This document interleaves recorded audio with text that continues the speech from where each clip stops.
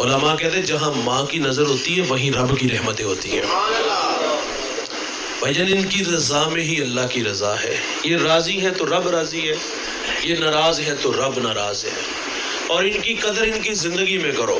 مرنے کے بعد ہم لکیر پیٹنے والے لوگ ہیں. مر گئے تو دنیا سے گئے, آدھی مسجد پھلوں سے بھر دی, باقاعدہ کال کرتے مہنگے سے مہنگا پھل ہے میری اماں دے ختم دے, زندہ تھے شاپر چھپا کے لے جاتے تھے, آج مرنے کے بعد آدھی مسجد بھر دی. زندگی میں کھلاؤ نا یار. قبرستان جاتے جوتے اتار کے الٹے قدم آتے, یہ ادب زندگی میں کیا؟ گالیاں دی, برادری میں پڑے, پنچایت میں رسوا کیا. ماں باپ کی قدر میرے بھائی زندگی میں کرو, یہ بڑی دولت ہے.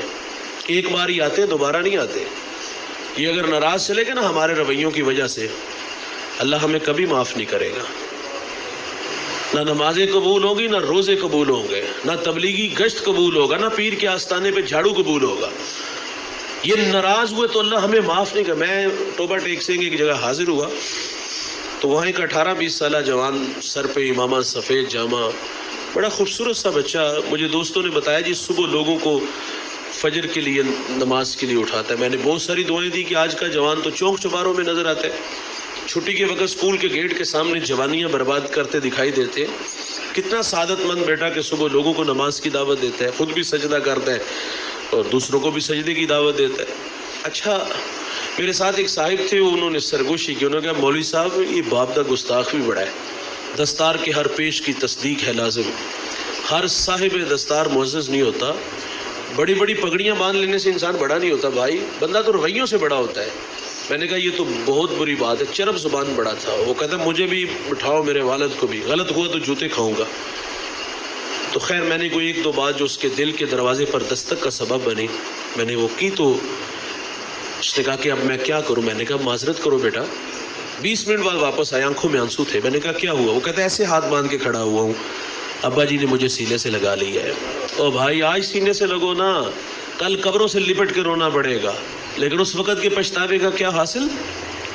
ان کی قدر ان کی زندگی میں کرو. ماں باپ بڑی دولت ہے, اور ماں باپ جو ہوتے ہیں نا دوست, یہ بوڑ کے درخت کی طرح ہوتے ہیں.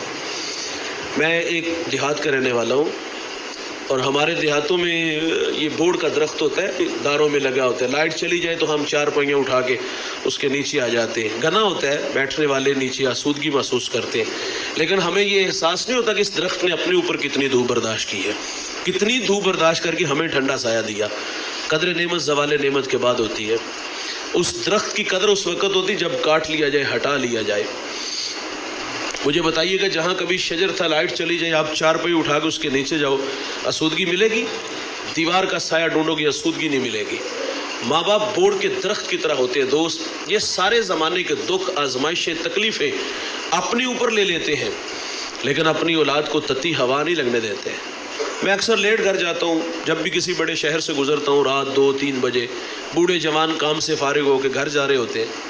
جوانوں کو دیکھ کے تعجب اس لیے نہیں ہوتا کہ یہ خوابوں کی دنیا میں رہتے ہیں.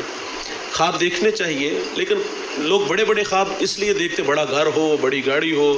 یہ سب سے چھوٹی خواہش ہے, ورنہ تو آرزو ہوتی کہ دنیا کا امیر ترین شخص میں بنوں, یہ خواب ہوتا ہے. لیکن خیر گجرات کا نہیں تو کم از کم گلی محلے کا امیر بننے کا تو خواب ہے نا. برادری میں, رشتہ داروں میں نمایاں ہونے کی خواہش تو ہے نا, اس لیے 18 گھنٹے فیکٹری میں کام کیا. تعجب نہ ہوا. تعجب تو بوڑھوں کو دیکھ کے ہوتا ہے, وقت آرام کا تھا, خدمت کروانے کا تھا. بابا جی کو کیا مصیبت پڑی ہے فیکٹری میں 18 گھنٹے کام کرنی؟ گھر سے سائیکل سے نکلتا ہے, 10 جگہ سانس لیتا ہے, فیکٹری جا کے کام ہوتا نہیں, مالک گالیاں دیتا ہے, گالیاں بھی کھا لیتا ہے, لیکن پھر بھی محنت کیوں کرتا ہے؟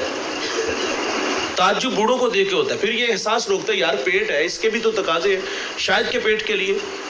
لیکن جب عمر دیکھتے ہیں, منہ میں دانت نہیں, انواع و اقسام کے کھانے پھل نہیں کھا سکتے, کیا اپنی ذات پہ خرچ کرتے ہوں گے؟ چائے رس دلیا 50 روپے خرچ کرنے والا اپنی ذات پہ فیکٹری میں 18 گھنٹے کام کیوں کرتا ہے؟ میں ماں باپ کی عظمت کو سلام پیش کرتا ہوں. ان کے پیش نظر ہوتا ہے دوست, پہلے بچے چھوٹے تھے, اسکول پڑھتے تھے, اب کالج میں, یونیورسٹیوں میں پڑھتے ہیں, تعلیمی اخراجات بڑھ گئے, اور ان اخراجات کو پورا کرنے کے لیے ہمارا بوڑھا باپ فیکٹری میں, اور ہماری بوڑھی ماں گھر میں سلائی مشین چلا رہی ہے. نظر والی اینک لگ گئی. شہر میں آ کے پڑھنے والوں بھول گئے ہو کس کی ماں نے کتنا زیور بیچا ہے, ہمیں بڑا دیکھنے کے لیے خود ہارے. اچھا ان کے پیش نظر یہ بھی ہوتا ہے کہ ہم پڑھے لکھے نہیں, کل کو ہمارے بچے ہماری جگہ پہ نہ کھڑے ہوں، یہ ریڑھی پہ نہ کھڑے ہوں، یہ دابڑے نہ اٹھائیں، یہ مستری کے پیچھے نہ کھڑے ہوں۔ خواب دیکھتے دیکھتے بوڑھے ہو گئے، لیکن صد افسوس دوست، ہم بڑے ہوئے تو ماں باپ چھوٹے ہو گئے۔ چھوٹے ہونے والی کہانی ہوتی ہے دوست۔ بوڑھا باپ کو انگلش کا ٹیڑھا میڑھا لفظ بول دے تو اولاد مذاق اڑاتی ہے، ابا جی 4 کلاساں پڑھ لینے گل تے کرنی ہوندی۔ اور رات جگے وہ پردیس کے دھکے ہم بھول گئے، کہاں سے اٹھا کے کہاں تک لائے۔ اور آج ہم کس طرح کی باتیں کر رہے ہیں یار، ماں باپ کا تعارف کراتے بھی اولاد شرماتی ہے۔ میں کہتا ہوں بھائی آپ علامہ صاحب ہو، پیر صاحب ہو، مفتی صاحب ہو، سیاستدان ہو، سرمایہ دار ہو، جب گھر جاؤ نا تو یہ سارے سٹار اتار کے جایا کرو۔ گھر جاؤ تو وہی 25 سالہ پرانا ببلو جو ماں ہمیں پیار سے پپو کہتی تھی وہ بن کے جایا کرو، لیکن ہم گھر میں بھی بڑے بن کے جاتے ہیں۔ بھائی جان ان کی عزت کرو یار، اور عزت کرو گے تو عزت والا نام آئے گا۔